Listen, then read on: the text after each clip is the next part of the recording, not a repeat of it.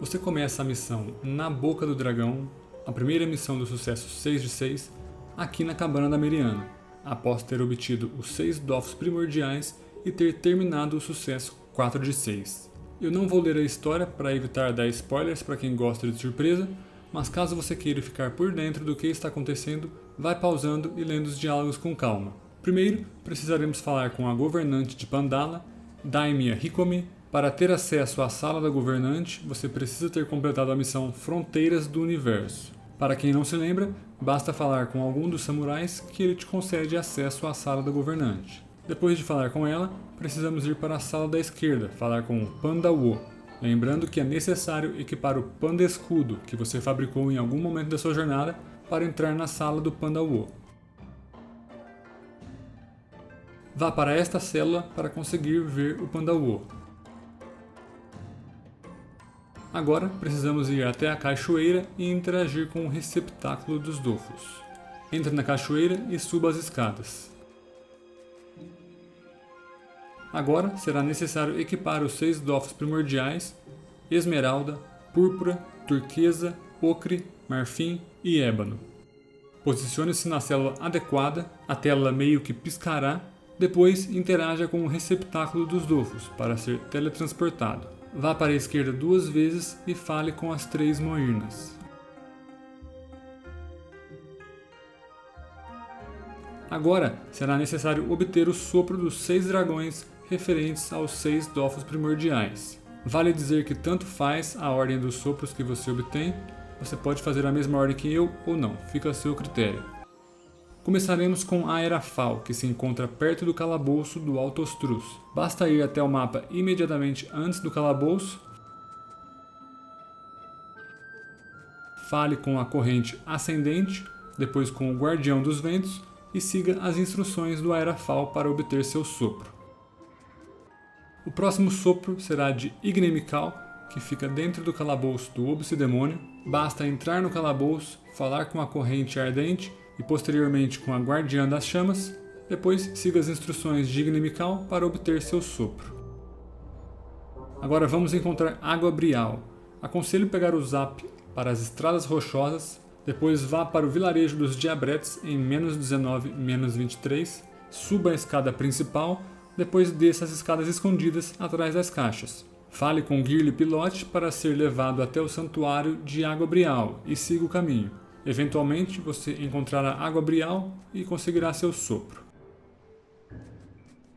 Posteriormente, vamos para Otomai encontrar Terra Curial.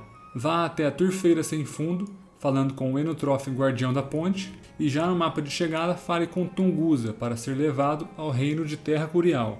Vá para a esquerda e interaja com as plantas na ordem correta, demonstrada no vídeo. É necessário ter o Dofus Ocre equipado nesta etapa. Depois, vá para a esquerda e fale com o Guardião Esporo para ser levado até a Terra Curial e obter seu sopro. O próximo dragão que encontraremos é Dardon Dakal, o dragão branco, que se encontra dentro do desafio do Gatolho, em Eka Fliperama. Não se preocupe, não é necessário passar o calabouço, você pode pedir ao NPC da entrada Miau ou Coroa para pegar um atalho. Siga as instruções de Dardon Dakal e receba seu sopro. Por fim, iremos de encontro a Grugalorazalar, o dragão negro, para recebermos o último sopro. Aconselho utilizar a poção de Meriana, pois precisamos pegar um portal em -6, 3, lá nos pântanos sem fundo. Precisaremos atravessar a selva, assim como fizemos nas missões do Ébano. É possível ser agredido ao mudar de mapa dentro da selva. São lutas razoavelmente complicadas, então leve aventureiros para te ajudar, ou equipe companheiros, caso você seja agredido. Uma vez que se chega ao Templo dos Crocodilos, o risco de agressão para, mas os crocodilos ainda travam seu caminho, então desvie dos mesmos. Não se preocupe, eles não te atacam. Siga o caminho de Ticateno até encontrar Grugalorazalar. Quando você encontrá-lo, peça o último sopro.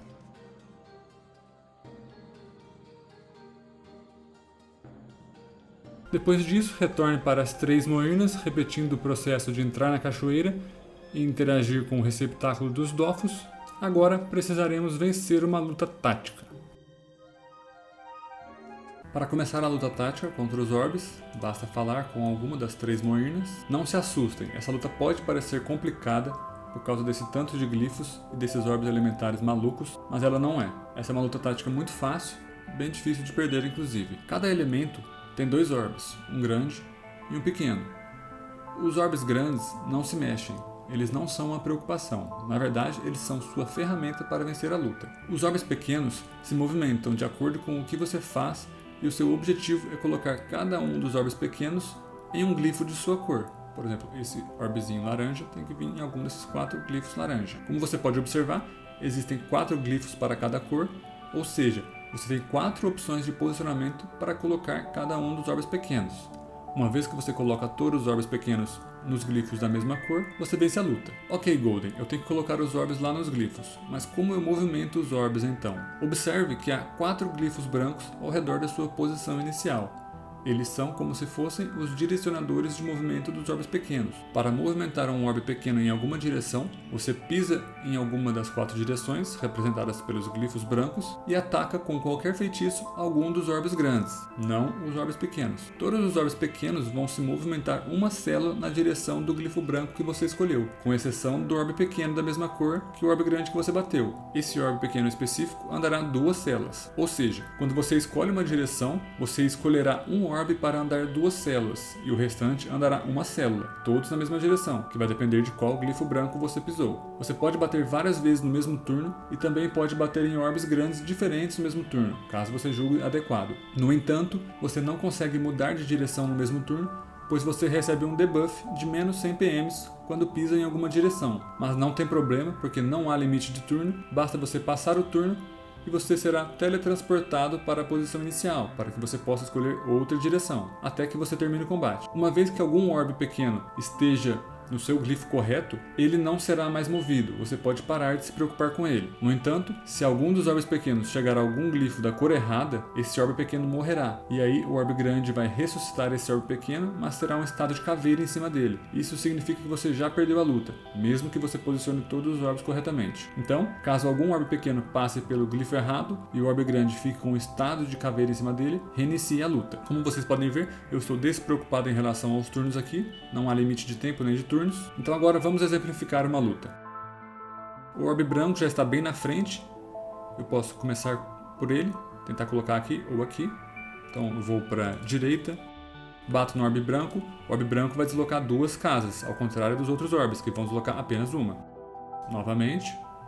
Agora basta eu levá-lo para frente. Então passo o turno para reiniciar minha posição.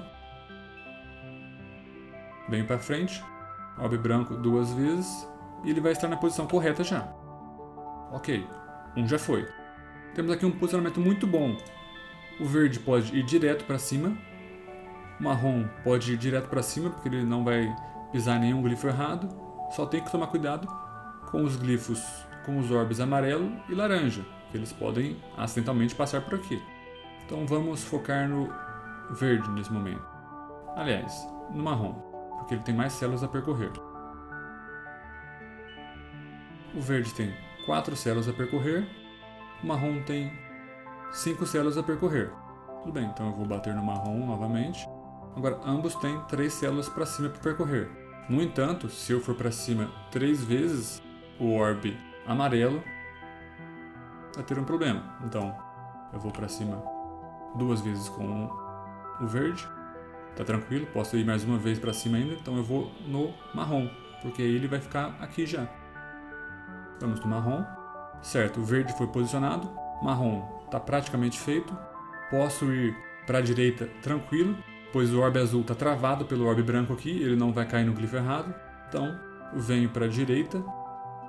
Vou bater no amarelo, porque ele vai ficar numa posição segura para ir para cima depois.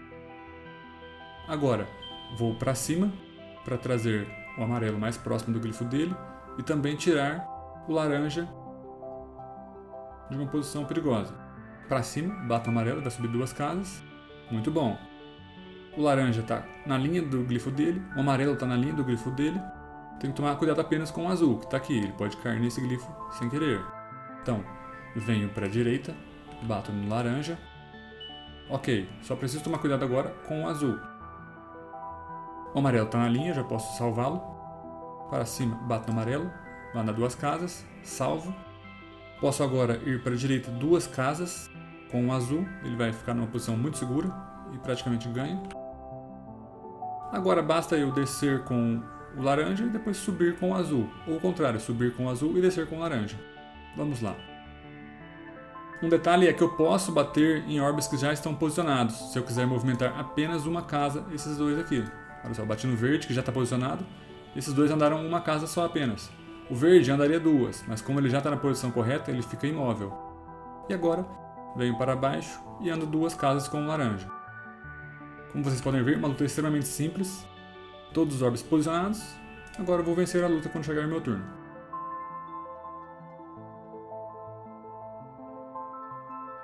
Bem tranquilo.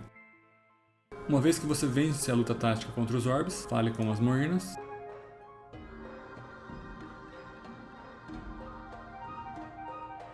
Precisa ser a pequena, depois a velha, depois a adulta. Você será teletransportado para o mapa com o Hatrosk. Nesse momento, é necessário vencer uma luta solo contra o Hatrosk. Chegou a hora de lutar com o meu parceiro Hatrosk na linha de missões do sucesso 6 de 6. O que você tem que saber sobre a luta do Hatrosk? Primeiramente, ele tem muita vida, 22.000, mas você não precisa tirar a vida dele toda. Basta baixar a vida dele até aproximadamente 10.000 e aí você vence a luta. Hatrosk é muito forte no empurrão. Toda vez que você bate nele, ele ganha 100 danos de empurrão. Felizmente, não é acumulável, apenas uma vez. Outro ponto é que toda vez que você golpeia o Hatrosk, você atrai 2 células em direção a ele. Então, tome muito cuidado com isso, especialmente se você utiliza feitiços ou armas com várias linhas de dano. Em curto alcance, de 1 a 3, ele tem um feitiço de danos neutro, linear, que te empurra e te põe no estado punho cinza por 2 turnos. Se no próximo turno você for atingido novamente por esse feitiço, você receberá mais danos, será empurrado mais células e irá para o estado punho cinza 2. Se novamente você for atingido no próximo turno, você receberá o poder total desse feitiço, que seria a variante mais forte dele.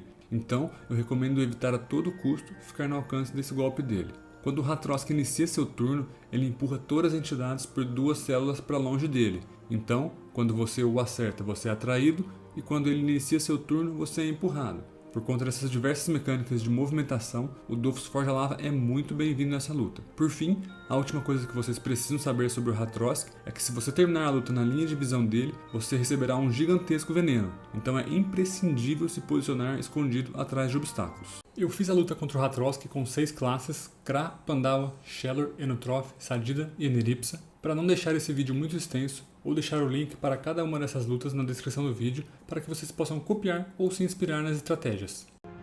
Após a luta contra o Hatrosk, fale com ele. Depois será necessário voltar e reportar tudo o que aconteceu para a Meriana, então volte para a cabana de Meriana e fale com o Goblin. Vá para -8, -4. Fale com Meriana. Começará uma luta solo contra 3 Kernas. Meriana luta ao seu lado. As Kernas são invulneráveis, no entanto a Meriana remove o estado invulnerável delas por um turno. Se a Meriana morrer, você perde o combate. As Kernas são muito fracas contra os elementos fogo e água, então, se isso for uma opção, priorize sets desses elementos. Depois da luta, fale com Meriana. Por fim, sua última tarefa é ir falar com Rimanda na plataforma Upermaga. Para quem não sabe onde é, basta utilizar o teletransporte em -4, -2.